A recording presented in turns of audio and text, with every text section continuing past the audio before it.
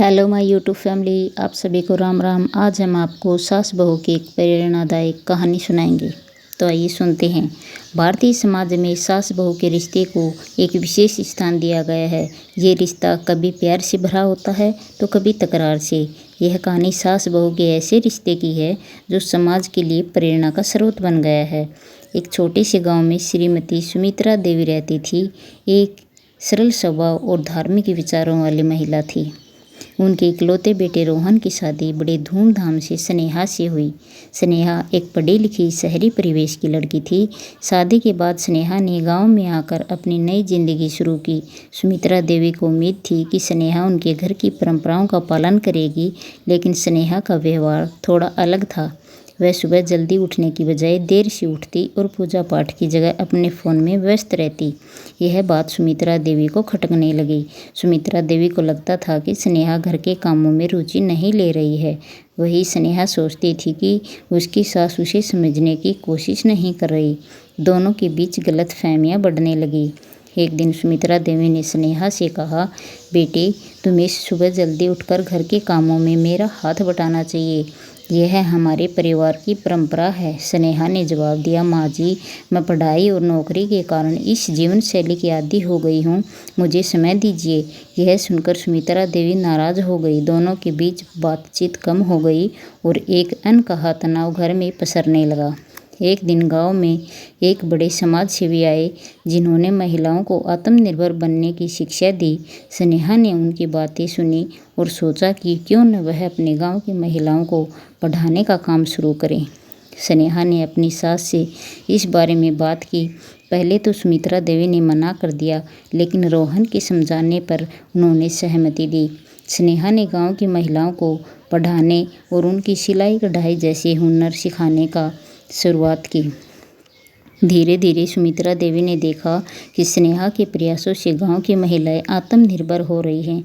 उन्हें अपनी बहू पर गर्व होने लगा। एक दिन उन्होंने स्नेहा से कहा, बेटी, मुझे माफ़ करना, मैंने तुम्हें समझने में गलती की। तुमने जो किया है उससे पूरे गांव का भला हुआ है। स्नेहा ने अपनी सास के पैर छूते हुए कहा, माँ जी, यह सब आपकी दुआओं का फल है। आप मेरे लिए मेरी माँ जैसी हैं। अब सुमित्रा देवी और स्नेहा का एक साथ घर में कामों को साथ साथ करना, सामाजिक कार्यों में भी सहयोग करना, दोनों साथ साथ होने लगा। उनका रिश्ता पहले से कहीं अधिक मजबूत हो गया। गांव में लोग सास बहू के इस रिश्ते की मिसाल देने लगे। यह कहानी हमें सिखाती है कि यदि सास बहू एक दूसरे को समझे, साथ मिलकर काम करें, तो वे समाज में एक नई क्रांति ला सकती हैं। स्नेहा और सुमित्रा देवी ने मिलकर महिलाओं को सशक्त बनाने के लिए कई नई योजनाएं शुरू की। उन्होंने महिलाओं को पढ़ाई के साथ साथ खेती और छोटे उद्योगों के गुर भी सिखाए। धीरे धीरे गांव की महिलाएं आत्मनिर्भर बनने लगी। सुमित्रा देवी ने अपनी उम्र के बावजूद इस काम में पूरी मेहनत की।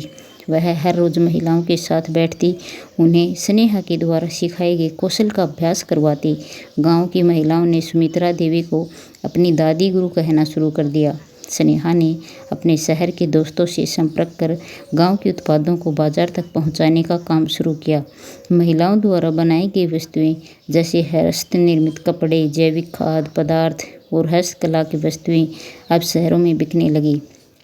सास बहू के इस नए रिश्ते ने पूरे परिवार को एक नई ऊर्जा दी। रोहन, जो पहले अपनी माँ और पत्नी के बीच सामंजस्य बिठाने में परेशान रहता था, वह अब गर्व महसूस करने लगा। एक दिन रोहन ने कहा, माँ, आप और स्नेहा ने मिलकर जो किया है वह सच में प्रशंसा के योग्य है।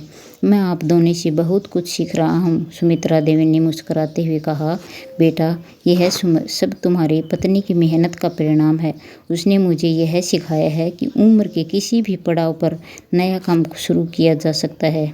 गांव के इस बदलाव की खबर धीरे धीरे आसपास के गांव और शहरों तक पहुंच गई।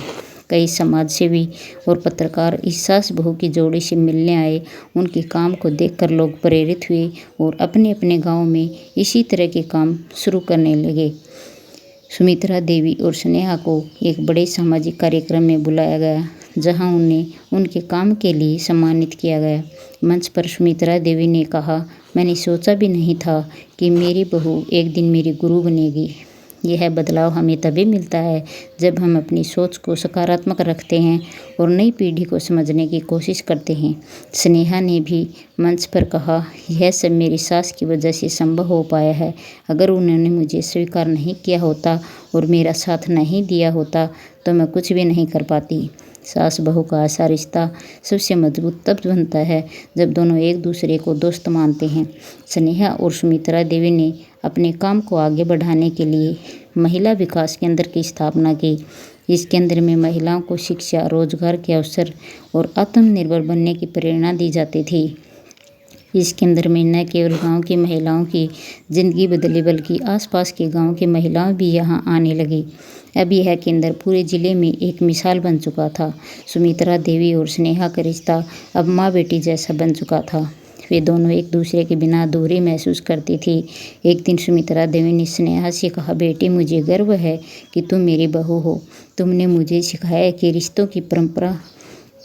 रिश्ते परंपराओं से नहीं बल्कि आपसी समझ और प्रेम से बनते हैं।